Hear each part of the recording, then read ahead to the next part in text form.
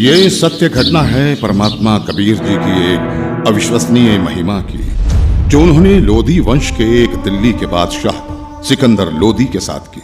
सिकंदर लोधी दिल्ली के तख्त पर काबिज एक ऐसा बादशाह जो जबरन लोगों का धर्म परिवर्तन कराता था। ये सत्य घटना उस समय की है जब दिल्ली के बादशाह सिकंदर लोधी को जलन का रोग हो जाता है। बादशाह का शरीर जला हुआ दिखाई नहीं दे रहा था, लेकिन पीड़ा इतनी थी कि जैसे शरीर को अग्नि से जला दिया गया हो। इसके लिए पूरे भारतवर्ष के हिंदू और मुस्लिम धर्म के सभी पंडित, काजी, वैद्य, हकीम भी उपचार कर करके थक चुके थे।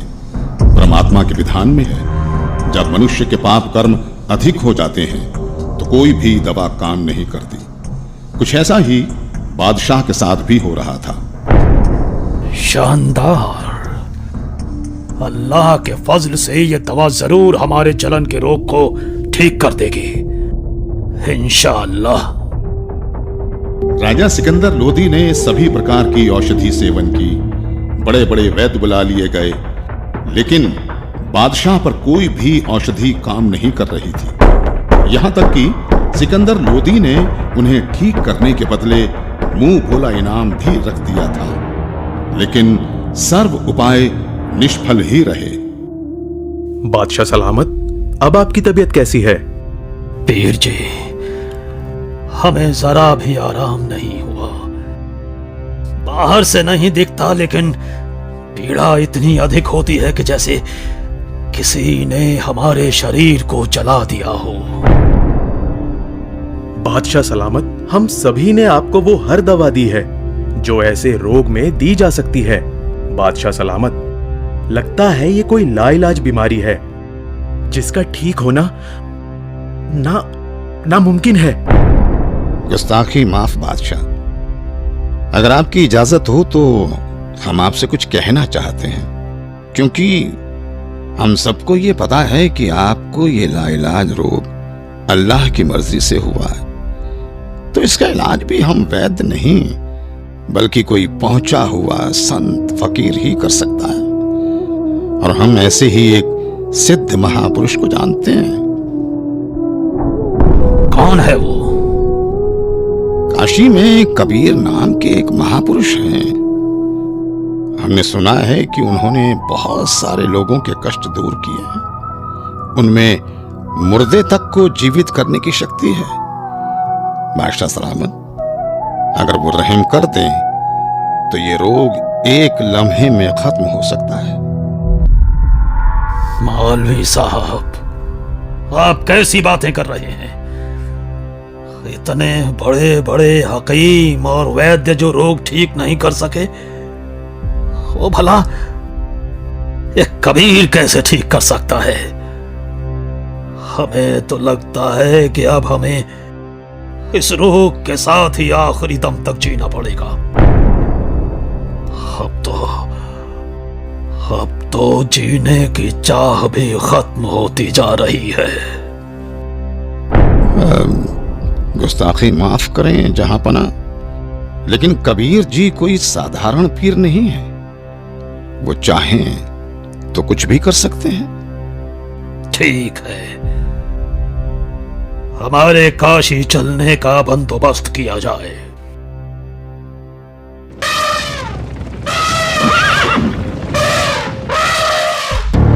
काशी नरेश महाराज वीर देव सिंह बघेल की जय हो। कहो दूत, क्या संदेश लाए हो?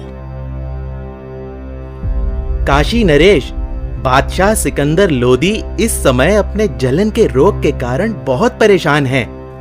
उन्हें बताया गया है कि यहाँ कबीर नाम के एक महापुरुष हैं जो बादशाह के जलन के रोग को ठीक कर सकते हैं। इसीलिए बादशाह जल्दी ही काशी पधारने वाले हैं। ठीक है, संदेश भिजवा दीजिए। हमें बादशाह के आने का इंतजार रहेगा। महामंत्री जी, बादशाह के स्वागत की तैयारी की जाए। जी महाराज।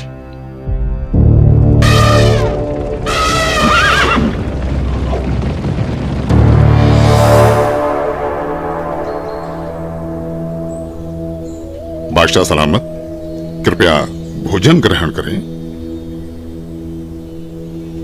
वीरदेव, मैं तुम्हारी खातिरदारी से बहुत प्रसन्न हूं, लेकिन मैं कुछ भी खा नहीं सकता।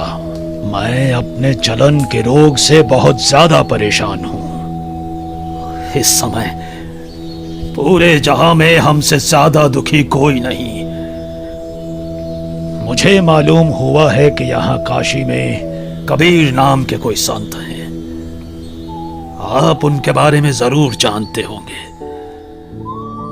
इसलिए मेरी ख्वाहिश है कि आप हमें कबीर जी से मिलवाओ। सुना है इस पृथ्वी पर केवल वही एक हैं जो मेरे इस रोग को ठीक कर सकते हैं। वरना अब केवल आत्महत्या करना ही बाकी रह गया है। बादशाह सलामत, अब आप बिल्कुल ठीक जगह आ गए हैं। निश्चय ही अब आपका जलन का रोग ठीक हो जाएगा। ऐसी क्या खास बात है उन कबीर में, वीरदेव? हे दिल्ली के सम्राट, कबीर जी कोई साधारण व्यक्ति नहीं है, बल्कि भगवान खुद ही कबीर जी के रूप में आए हैं। यदि कबीर देव जी की दया दृष्टि हो गई तो समझो आपका कष्ट हमेशा हमेशा के लिए दूर हो जाएगा। इंशाअल्लाह। वीरदेव, अगर ऐसा है तो जल्द से जल्द उस संत को हमारे पास लाया जाए। आपका आदेश सर आंखों पर बादशाह सलामत।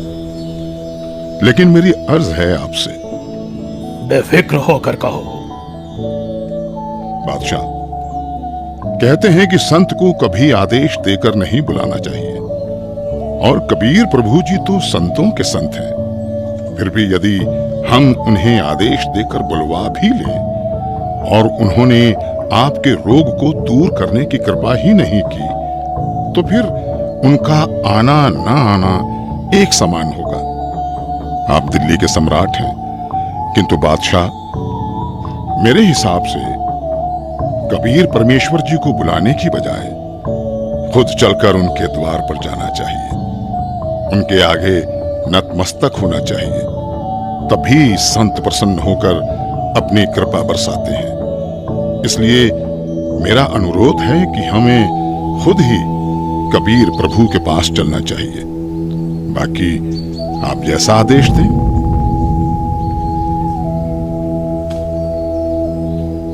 ठीक है, मुझे अभी कबीर जी के घर ले चलो। मैं अभी के अभी कबीर जी से मिलना चाहूंगा। बादशाह सलामत, कबीर प्रभु जी रोज शाम को अपने गुरु रामानंद जी के पास जाते हैं, जहां वो सभी भक्तों के साथ मिलकर आरती किया करते हैं। अभी हमें श्री रामानंद जी के आश्रम ही चलना होगा। इंशाअल्लाह। हे परवरदिगार, लाज रखना। आपके दर्शनार्थ आश्रम की ओर निकल तो पड़े हैं, किंतु वहां तो स्वामी जी ने मुसलमानों का अंदर जाना वर्जित किया हुआ है। दया करना भगवान।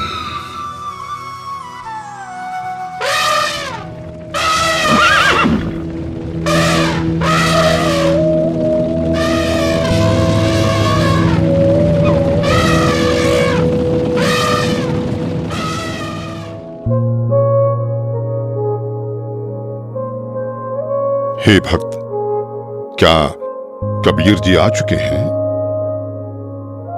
अभी नहीं आए हैं राजन, आने ही वाले हैं। इस समय वो अवश्य आते हैं। कोई बात नहीं वीरदेव, चलो अंदर आश्रम में बैठकर कुछ देर इंतजार कर लेते हैं। जी बादशाह सलामत।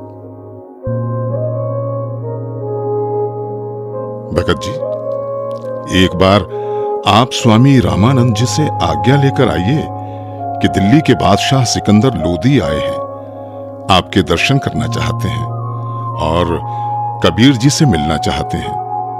कबीर जी आए तब तक यहां आश्रम में कुछ देर आपके पास बैठना चाहते हैं।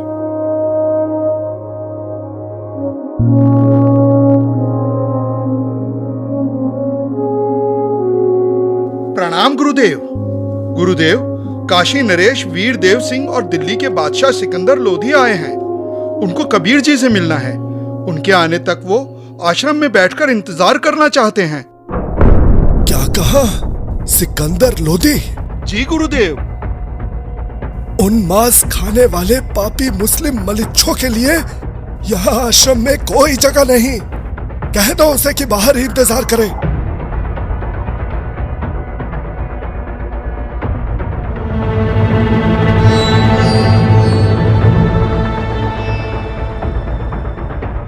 हे राजन, स्वामी जी ने बादशाह को अंदर आने से मना कर दिया है। मुसलमानों का आश्रम में प्रवेश निषेध है।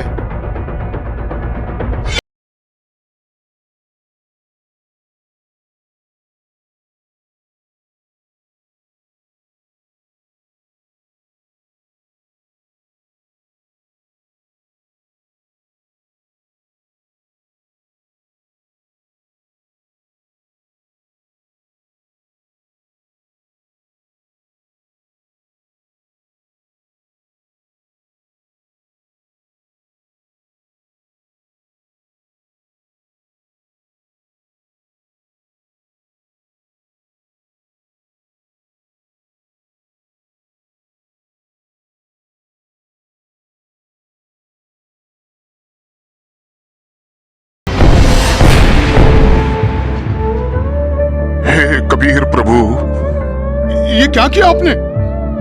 अनर्थ हो गया बादशाह सलामत, अनर्थ हो गया।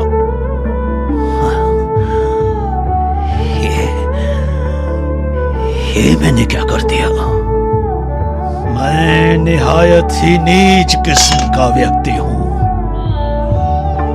वीरदेव आया था अपना रोग ठीक कराने, और जिसके पास आए उसके गुरु को ही मार दिया।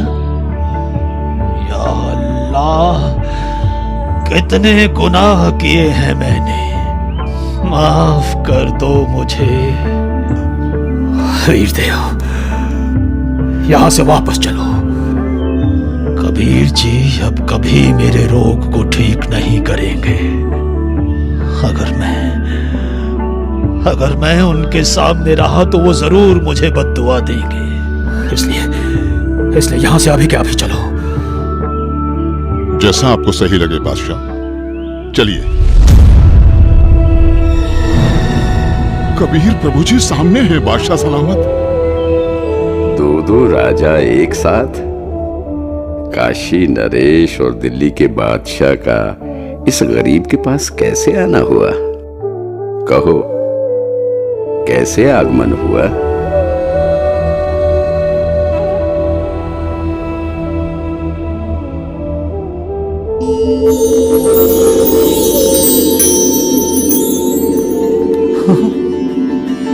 मेरी जलन, मेरी जलन तो ठीक हो गई।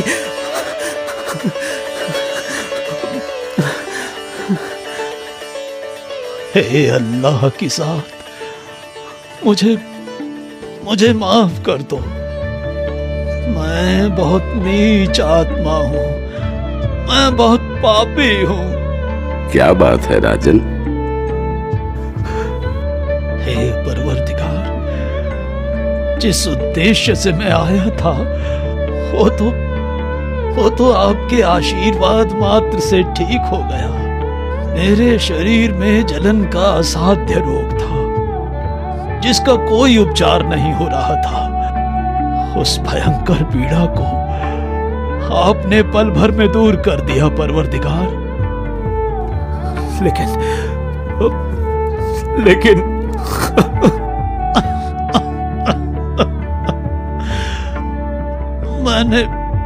मैंने एक जुल्म कर दिया। मुझे माफ कर दो परवरदिगार, मुझे माफ कर दो। आप इतने दुख से भरे हुए और डरे हुए क्यों हैं? भगवान, हमें माफ कर दो, माफ कर दो मुझे। ठीक है, मैंने माफ किया। नहीं परवरदिगार, आप मुझे माफ नहीं करेंगे।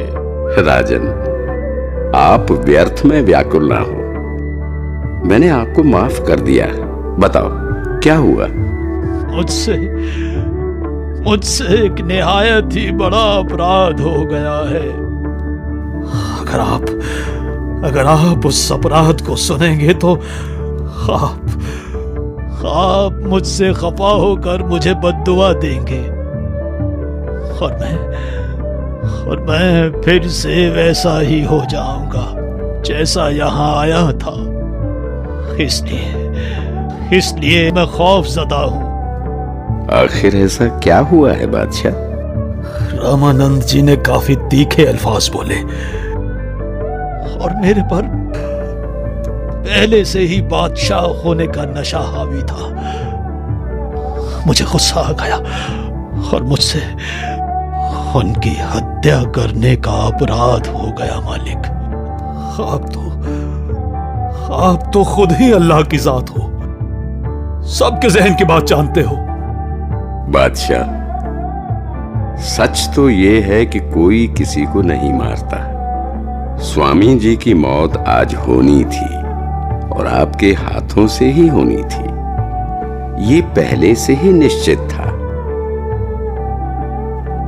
कोई बात नहीं, मन को दुखी मत करो। जो होना निश्चित था हो गया। लेकिन अब ऐसे मत जाना, स्वामी रामानंद जी का अंतिम संस्कार करवाकर ही वापस जाना, नहीं तो प्रजा आपको बहुत बुरा भला कहेगी।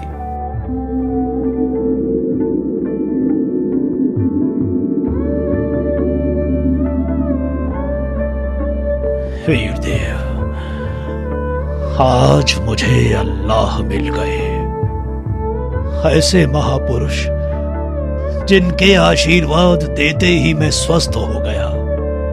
और मैंने इतना जुल्म किया, फिर भी उन्होंने मुझ पर गुस्सा तक नहीं किया। राजा ने ये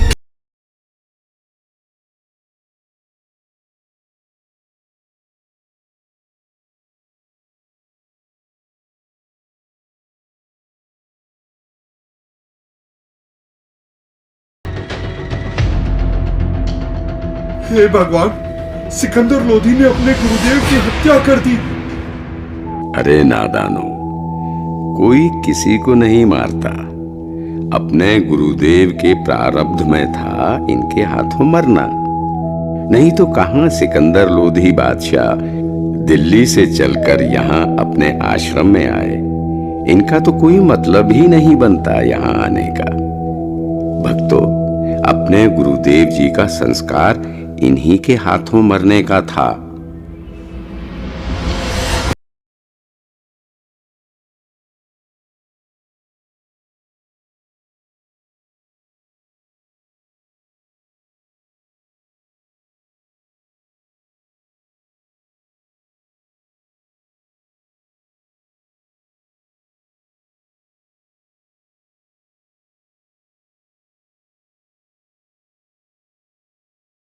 गुरुदेव, यहां आपके बच्चे खड़े हैं।